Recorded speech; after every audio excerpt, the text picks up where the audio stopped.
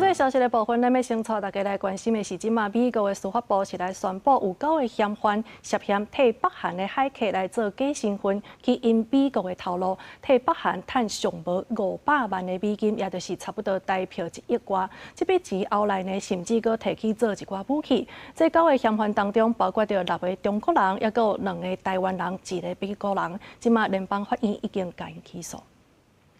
美国司法部官网引述法庭的文件指出，北韩政府向全世界派几多千位技术正好的科技人员，都用美国人的身份，在美国公司摕到远端的 IT 职位，为北韩大规模杀伤性武器计划创造收入。司法部讲，有9个嫌犯涉嫌协助北韩的海客集团，假冒身份偷摕美国企业的远端工作职位，至少替北韩政权赚500万美金，差不多台票1.4亿。和几工前才讲被影响的美国总统川普正无面子。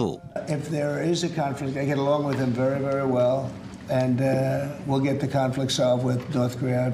I've had a good relationship with Kim Jong Un, and I've gotten along with him really great. So we'll see what happens. But somebody saying there's a potential conflict, I think we'll work it out. If there is, it wouldn't involve us. 几工前，川普才正自信讲，代志袂牵涉到美国，即马司法部就抓到9个嫌犯，包括6个中国人、2个台湾人、1个美国人，拢互波士顿联邦法院起诉。根据法庭的文件，执法机关伫咧2004年10月，分别伫咧纽约、纽泽西、加州的7个地点进行搜查，查到笔电农场。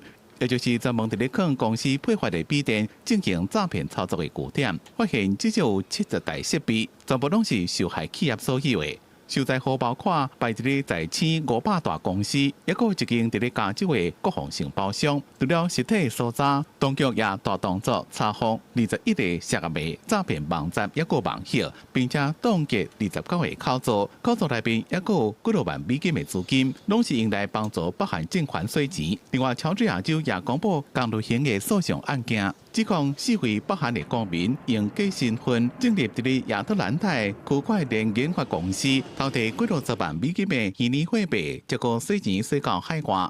公司新闻张伟林编辑。